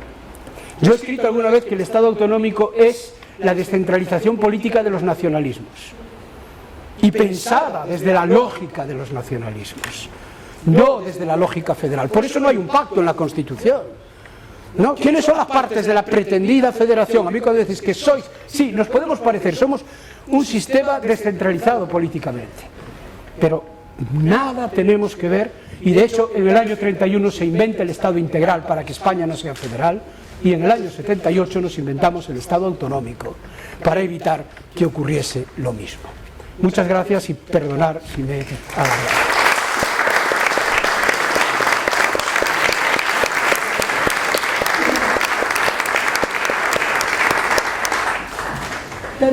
Tenim mitja hora, que vol dir resposta i dic preguntes i respostes, si no invertiré els termes. Per tant, les preguntes també molt breus. Perdón si la mencionaba antes, porque yo lo sabe. Se habla de estados federales, se refiere al término estados confederales. ¿No es algo semántico solo o si hay alguna diferencia que valga la pena? Contesto. Sí, es una muy buena pregunta. La idea de esto, además, la utiliza muchísimo también para atacar al federalismo, ¿no? Ya, es que esto no es federalismo, es confederalismo, y lo hace alguien que no sabe ni lo que es el federalismo y menos el confederalismo, lo cual es muy habitual. No hay, ni siquiera Suiza, la Confederación Helvética, llegó a ser alguna vez una confederación. Como tal, no existe ningún Estado ni ninguna unión llamada confederal. como tal Estado. Un Estado federal es un Estado, no una unión de Estados, es como tal un Estado. Hacia adentro se puede llamar Estado de Baviera, se puede llamar Estado de... pero es un solo Estado. La Confederación solo existió como una relación en derecho internacional. Varios Estados se unen para ciertos objetivos y se llama Confederación cuando las decisiones que adopta ese órgano confederado, ¿vale?, se aplican o las asumen cada uno de los Estados. Pero las decisiones de la Confederación no se aplican directamente a los ciudadanos de cada Estado. No sé si me estoy explicando. Por tanto, la Unión Europea es mucho más que una confederación, porque el derecho de la Unión se aprueba en Bruselas y se nos aplica ya. El derecho que aprueba el Congreso de los Estados Unidos o que aprueba la Asamblea Australiana es un derecho que se aprueba y se dicta y aplica a todos los australianos. Pero el derecho que aprueba la Confederación solo es un compromiso para los Estados, que después aplicarán o no. Por eso no ha habido técnicamente confederaciones a lo largo de la historia en sentido jurídico. En la Confederación es un compromiso entre Estados, pero no se hace derecho para todos los miembros de la Confederación, para los ciudadanos. Solo son obligaciones para los Estados. Y luego, por otra parte, en caso de desacuerdo entre los miembros de esa confederación, la confederación tendría los días contados. Claro. Cada Estado luego saldría por donde quisiera y ya está. Claro. Yo me he dado una cuestión que ha planteado nuestros compañeros, que dicen que en España hay obstáculos para implementar una cultura federal y que es precisa la realización de una pedagogía federal. Hay un catedrático de Derecho Constitucional de la Universidad de Barcelona, que me parece que además está casada, y tiene un artículo que habla sobre los amigos de la cultura federal y que en primer término habla precisamente de los que nos dedicamos al mundo del derecho, de generaciones de juristas que en sus estados educados de una manera casi antipolar la agricultura. Así es. Para esa pedagogía, nosotros que se han educado, los profesores universitarios de derecho, pronto, quizá han sido un obstáculo de los que hablan nuestros países, precisamente para la implementación de la cultura federal, en medida que muchos de los amigos de la facultad de derecho precisamente tienen esa relación con las leyes. Pero además de este posible problema de los profesores de derecho, yo creo que hay dos problemas graves para la pedagogía. En primer lugar, porque cuando hablamos de humanismo federalista, o quizá más modestamente, como decía el doctor Manuel, de cultura política. Una cultura política que se pregunta más por el deber que por el derecho, que debo hacer mucho más que por eso puedo exigir. Y eso en nuestras sociedades es complicado, ¿no? Y la gente hay que preguntarse más por el deber, de manera que de deber constitucional, es complicado, es lo complicado. Y luego, por otra parte, yo creo que también el problema por el derecho, yo creo que hay otro problema más, y es que el federalismo no parece asociado hasta donde yo sé con un tipo de revolución, no parece los nacionalismos, y esto confiere fidelidad. Es federalismos emocionalmente no conecta, no. Claro, cualquier cultura, toda la cultura tiene que haber actitudes que cualquier cultura, para que sea cultura, para que no se enganche con esa cultura, tiene que haber un movimiento, una emoción hacia esa cultura. Y hay otros bastante revoluciones que lo han demostrado, pero no genera los profesores de derecho, no sé, es un rayado del deber, la revolución. Mi pregunta es, como lo que decía el doctor Caballeros, es cómo, quién, dónde hacer pedagogía federal. ¿Es posible hacer pedagogía federal en España? Completamente de acuerdo con esto último. Claro, es que el federalismo Claro, es un sistema lleno de complejidades, ¿no? Porque supone pues unir, ¿no?, diferentes piezas que se tienen que coordinar entre sí, entre ellas, en diferentes planos. Exige, por tanto, todo un entramado de mecanismos, ¿no?, de cooperación para tejer el pacto, de exigencias mutuas, de lealtades, de confianza. Claro, esto que para los que estamos presentes, ¿no?, en esta sala resulta tan apasionante, al mismo tiempo es difícil de explicar, ¿no? Cuando alguien fuera de aquí nos pregunta, oye, ¿esto del federalismo qué es, cómo funciona? Claro, primero habría que preguntarle, bueno, pero ¿quieres saber de un federalismo concreto o más bien en general? Y a partir de ahí comenzar a concretar, pero es complejo y en este sentido efectivamente es frío, es difícil de transmitir, y además enlazando con lo que comentabas al principio, muchas veces cuando se nos ha explicado a quienes en el pasado lo hemos estudiado, se nos ha explicado con unos determinados sesgos que ha estudiado precisamente el doctor Arbós en uno de sus muchos trabajos dedicados al federalismo, de modo que casi tendría yo que ceder de inmediato a él la palabra. Se nos ha explicado con unos sesgos que al mismo tiempo la sociedad también padece. O sea que completamente de acuerdo con estas observaciones que hacías. No, yo añadir brevemente, cuando hablaba de los falsos amigos federales, estaba pensando precisamente en esto que estabas diciendo, ¿no?, en este argumento que tenemos. Pero si ya casi, España ya es casi una federación. Ah, no me digas, sí, hombre, prácticamente reformamos el Senado, pintura y chapa, y nos hemos convertido ya en un tal. Pero usted ve la situación política del país, ve cómo está funcionando, ve las polarizaciones que tenemos. ¿Qué me está contando? ¿Cuál es la cultura del ciudadano medio política en España? ¿Cómo vamos a ir hacia ahí si estamos en las antípodas de la forma de pensar? Las estructuras no hacen a la gente, la gente es la que tiene que condicionar el funcionamiento de las instituciones. Y respecto a la segunda, claro que el federalismo se impuso con una revolución, la llegada de la democracia frente a Europa.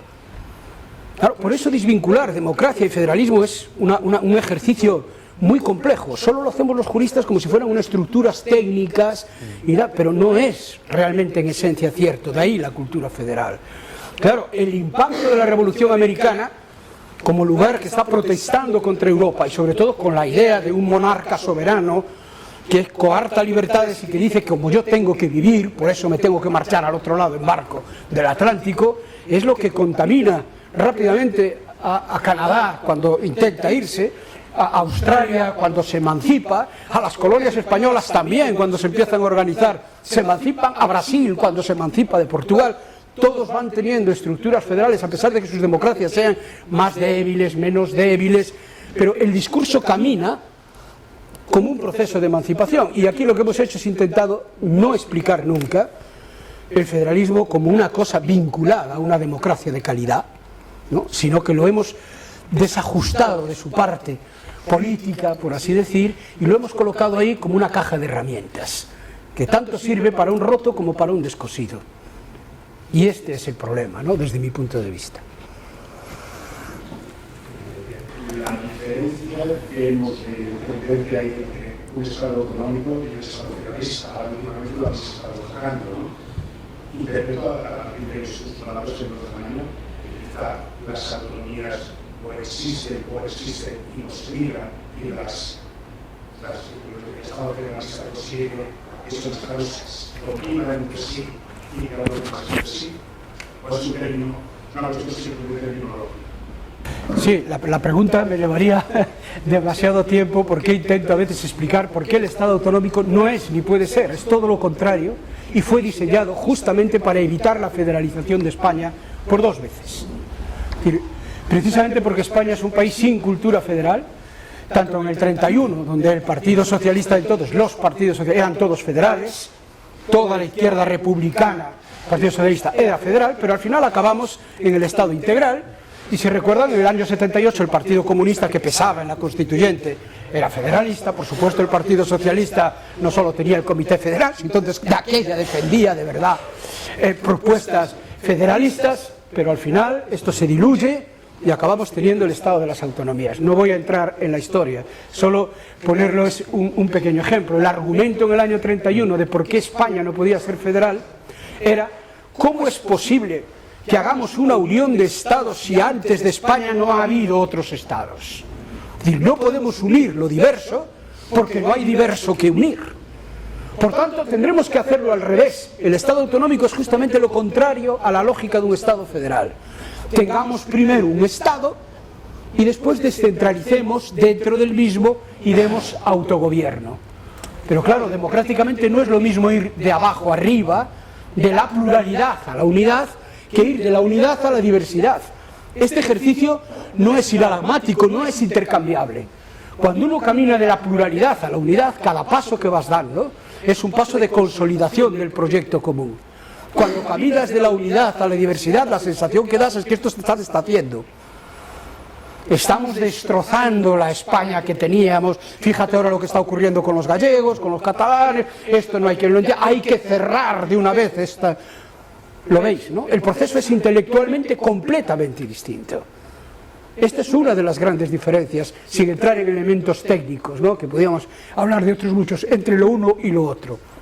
Por eso decía antes que el Estado autonómico es: yo, para que haya democracia en España, necesito dotar de autogobierno a determinadas comunidades. No voy a entrar en cuántas, pero todos sabemos, o pensamos al menos en las prioritarias, ¿no? Si no lo puedo hacer de una manera, generalizo el modelo, intento encajar todas las piezas para que la otra gran nación no se me moleste con las reivindicaciones territoriales que tengo en el interior. ¿Vale? Perfecto, es una posibilidad. Pero esa posibilidad parte de una serie de ideas. Primero, no hay pacto. Aquí no hay pacto. España no pacta con nadie. España somos todos y no pacta consigo mismo. Por tanto, la cultura del pacto en la Constitución española no está. Yo voy a la Constitución alemana, voy a la austríaca, voy a la brasilera, voy a la de los Estados Unidos y veo que hay un pacto y dice: los estados forman la federación de tal, los siguientes estados. Esto no existe, el pacto. Eso sí, después me exigen lealtad federal. ¿Lealtad federal a qué? Pacto. Y el argumento de que no puedo crear una federación porque antes no había los estados para unirse y por tanto no puedo ir de abajo arriba, no es del todo cierto. Pienses en Bélgica, que hoy es un estado federal, por ejemplo. Y sobre todo, la idea de pacto es una idea de mito fundacional, de forma de cambiar tu pensamiento. Esta es la idea, de alejarte de una lógica de pensamiento y meterte en otra. No quiere decir que ese pacto exista. A mí me da igual que antes de la Constitución del 78 hubiese o no comunidades autónomas que unir, pero yo, si las creo cuando hago la Constitución, lo digo.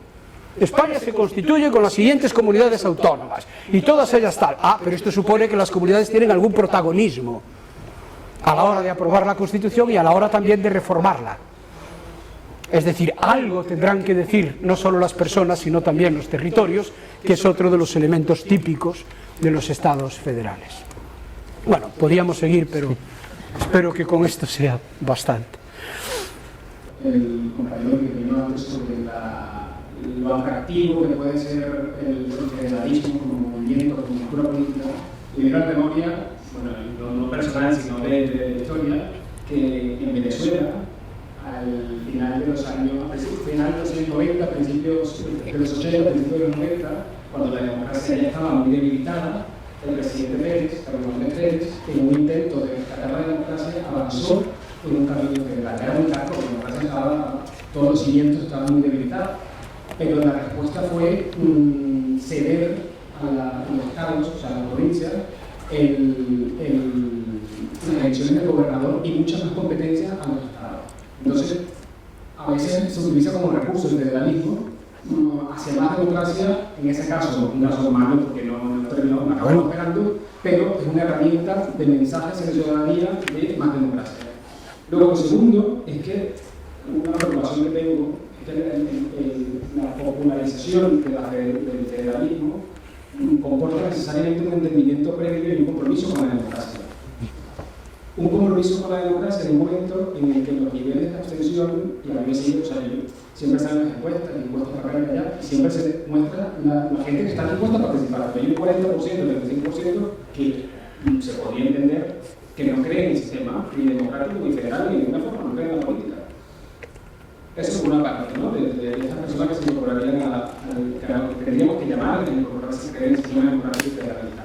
luego tenemos una fuente también de nuevos electores, de nuevos ciudadanos que vienen de fuera, que no todos vienen de regímenes democráticos que entienden de democracia ni tampoco de federalismo. Nosotros como nos incorporamos hacia el proyecto federal y el proyecto democrático.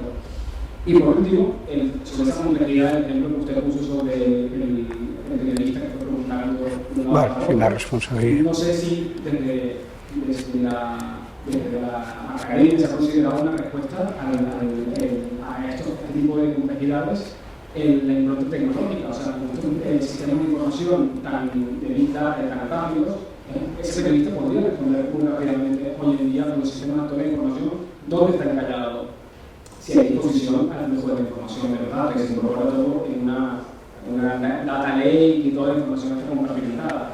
Como si esto podría desencallar esos retos que suponen las trabas burocráticas de un sistema federal. Quisiera centrarme de todo lo que ha comentado usted ahora en un elemento que me parece especialmente relevante, que es cuando ha comentado el problema de la baja participación, del desinterés en amplias capas del electorado, sobre todo entre los jóvenes. Esto nos vuelve a conectar con lo que decíamos antes, la necesidad de hacer pedagogía, ¿no? Pedagogía ya no solo del federalismo, sino en general de la participación, porque entre el electorado joven se percibe no solo un desinterés, sino que quienes tienen interés en participar están muy polarizados ideológicamente hacia los extremos, lo cual evidentemente es poco compatible con una cultura federal, que es una cultura federal de pacto, de confianza, etcétera, etcétera. Entonces, me parece muy relevante incidir en esto. Y luego, en relación con una cuestión que comentaba antes Fran, que nos hablaba de Estado autonómico, ¿no?, como forma, diríamos, de evadir el federalismo en su momento, ¿no? Es verdad, es cierto, pero yo quisiera aportar un elemento de optimismo en el sentido de decir, bueno, fue una forma de evitar y de evadir el federalismo, pero también, y quizá inconscientemente, una forma también de acercarse a él en algunos aspectos, que podría facilitar reforma constitucional mediante que se acabaran de dar los pasos que faltan, ¿no?, que se nombrara a los integrantes de ese pacto, que se hablara del pacto y de su contenido, que se acogiera en la Constitución el elemento federal. Quiero decir que ahí también introduciría un elemento de optimismo, ¿por qué no? Sí. Bueno, no, nada, muy brevemente, ¿no? Tiene razón la persona que comentaba lo difícil que es trasladar esto emotivamente, emocionalmente y tal. No sé si... Sí, ahora sí. Lo difícil que es trasladar políticamente, socialmente, socializar este tipo de pensamiento, ¿no? Y a veces cuando lo hacemos, yo recuerdo en una charla de este tipo que tuve que dar con mi maestro Ramón Máez en muchas cosas, sobre todo en cuestiones federales, en las que trabajamos juntos en muchas cosas, pues decía Fernando Vallespín, es que estos dos gallegos hacen federalismo emotivo, ¿no? Y de eso se trata, de hacer federalismo emotivo, de eso se trata. Y la única forma de llegar es profundizando en las raíces democráticas, porque si no, no conectas. Si yo empiezo a hablar del federalismo cooperativo, de no sé qué, eso todo es un infierno, desde la práctica política, desde la realidad.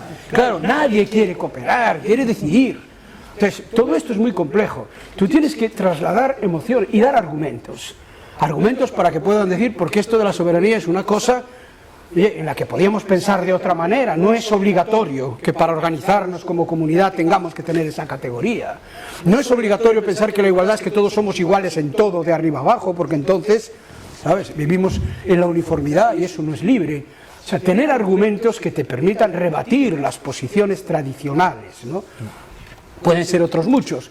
No es verdad que sea peor para el Estado social un Estado federal, que no, que es otro de los grandes mitos con los que tenemos que enfrentarnos. No es verdad que genere más desigualdades, ¿no? Pues mira, generará más desigualdades, pero resulta que las democracias más ricas del mundo, democracias obviamente, son países federales. Entonces, algún problema tenemos, ¿no?, con todas estas cosas. Que tengan armas de combate, suministrar armas de combate, pero esto requiere también una reflexión personal, digamos, con uno mismo, ¿no?, que no es fácil, porque nuestros esquemas son otros. Desde la emotividad y como profesora de Derecho Administrativo en la universidad, pero desde la emotividad como mujer, claro, y desde la izquierda, me ha gustado mucho esa relación entre la competencia, que sé el derecho de la competencia, claro, que utilizo como abogada y como mujer. Me gusta mucho esta contraposición que has hecho entre los mecanismos de solidaridad y la competencia. Yo también en la competencia desleal. claro. Y como mujer, y hablando de la efectividad, cuando yo ayer, en estos días, estoy viendo la comunidad autónoma de Madrid, no está permitiendo a mujeres abortar. Eso es. Esto es competencia desleal. Porque sí que es un punto de partida de la igualdad que todas las mujeres, independientemente de nuestra comunidad autónoma, no tenemos que implicar. Y eso lo hemos visto en Estados Unidos. El tema del aborto, según el Estado, que había entidades financieras como Goldman Sachs, que una de las cosas que hacían era garantizar que sus empleadas les pagaban un seguro para poder abortar.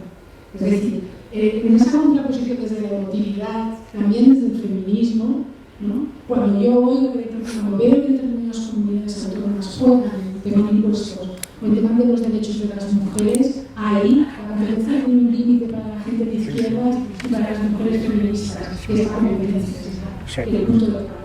Entonces yo creo que ese debate del pacto, de la concordia, del entendimiento, pero al mismo tiempo de la defensa de la igualdad como punto de partida, lo tenemos que defender. Estoy contigo, porque si lo haces académicamente, yo en las clases lo hago pues, desde el sentimiento de la nacionalidad, ¿no? De esta nacionalidad que me gusta mucho, no la nacionalidad, nacionalismo, que claro, nacionalista. Yo soy catalanista, pero no nacionalista. Claro. Esto es. Esto es. Entonces, agradecer a los dos vuestras intervenciones que nos empiezan a evolucionar. Ha sido muy emocionante intelectualmente y también emocionalmente. Gracias. Te agradezco muchísimo la pregunta, pero yo ya con las urgencias de ir terminando, realmente cuando hablé de eso no hice una conclusión final. Precisamente la competencia desleal es la diferencia entre la lealtad federal en el mundo anglosajón y la lealtad federal en Alemania. No sé si me estoy explicando. Da igual que seas de izquierdas o derecha, la competencia está admitida, lo único que ocurre es que el liberalismo, la cultura liberal, permite más competencia, pero no la competencia desleal, y eso es la deslealtad, la falta de lealtad a la federación. Sin embargo, tal como lo vemos en el modelo federal alemán, esto es otra cosa, la deslealtad es casi siempre a la federación. Es un problema jurídico, no es un problema de libertades de competencia. Y concluyo. Entre la guerra, por así decir, la tensión entre solidaridad y competencia, hay un mínimo de solidaridad que siempre es imprescindible en el Estado federal, si no, no hay federación. Y es lo que algún autor, yo lo he traducido al castellano, llama capacidad colectiva de autogobierno. Esto es, la competencia no puede poner en riesgo la unión, por tanto no puede haber dumping fiscal. No puede haber, y eso que hay lugares donde admiten votar con los pies, es decir, que bueno, sería también la traducción, ¿no? Que permiten muchos desequilibrios financieros internos, pero no hasta límites que pongan en riesgo la unidad federal. Ese límite es un límite de solidaridad esencial que el liberalismo no puede pasar porque si no deja de estar, pone en riesgo el federalismo. Cuando Pedro Sánchez llegó al gobierno, de alguna manera, toda la explosión del nacionalismo independentista que hemos vivido aquí había provocado una cierta ventana de oportunidad al federalismo. Yo lo veía así, que empezaba porque se hablaba de reforma constitucional. Hoy no se habla nada de reforma constitucional. Es un debate completamente tapado. El gobierno que tú viviste, el de Zapatero, habló de una carretero de nación de naciones. Este término que provoca la hilaridad del nacionalismo independentista, pero también del otro nacionalismo, del nacionalismo español, también ha quedado como arrumbado, como tapado. De manera que hay unos tiempos realmente complicados para que avancen cosas. Nuestro esfuerzo como federalistas aquí es apretar, pero hemos de ser conscientes de las dificultades. En estos momentos los vientos soplan en contra. Tenemos partidos en el Estado español, en España, que lo que quieren es anular el título octavo directamente. Por tanto, no solamente no es un avance, sino que es un retroceso en el modelo de lo que podría ser el modelo federal de compartir. Bueno, en este entorno que pretende gozar esta cuestión. Una pregunta es una reflexión de que tendríamos que iniciar seguramente con estrategias puramente defendiendo la democracia, porque la democracia, como va ligada al federalismo, nos va a dar el primer paso. Y en este momento la democracia, que corre graves peligros, debe ser un objetivo central de nuestra lucha como federalistas. Sí, sí, es que es lo mismo. Eso es. Porque uno de los problemas que seguro que se plantean cuando se trata de hacer pedagogía del federalismo es imaginar al público a que nos dirigimos. Y la última encuesta del CEO que salió hace poco tiene algunos puntos interesantes, porque normalmente siempre nos dan preferencias por el modelo de Estado, federalismo, etcétera, etcétera. Pero, ¿qué tiene en la cabeza la gente cuando expresa su preferencia por el federalismo? Y la encuesta del CEO hace una cosa que creo que es muy interesante y que se ha hecho en otros países, que es preguntar sobre actitudes respecto a temas que son propios del federalismo, pero sin que vaya ligado a la acción genérica del federalismo. ¿Usted está de acuerdo en que haya una distribución de competencias? ¿Usted está de acuerdo en que los diversos niveles de gobierno colaboren? ¿Usted está de acuerdo en que se respeten los diversos ámbitos competenciales? Y las respuestas son mayoritariamente favorables. Entonces, creo que hay más gente federalista de la que se pronuncia como federalistas. Quizá la buena estrategia sería promover, por una parte, la explicación partiendo de lo que la gente, de lo que está la preferencia de la gente y, en definitiva, agrupar nuestras bases que están ahí. Y yo creo que habría que avanzar y detectar esto. Ojalá este tipo de preguntas se hicieran en encuestas a escala española, porque, repito, no es solo expresar la preferencia por un modelo territorial, sino es reconocer los valores propios de este modelo sin necesidad de ponerse la etiqueta. Y eso da pie a la esperanza. Muy bien dicho.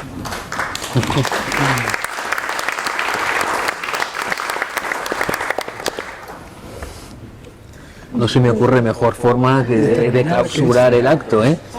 Efectivament, moltíssimes gràcies a tots plegats que esteu aquí.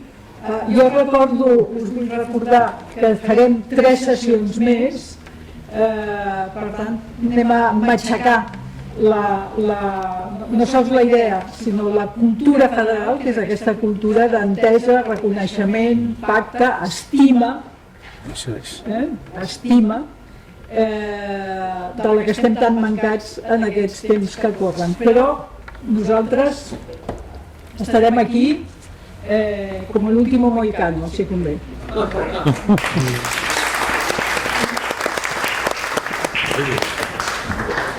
Digo, se divulga información.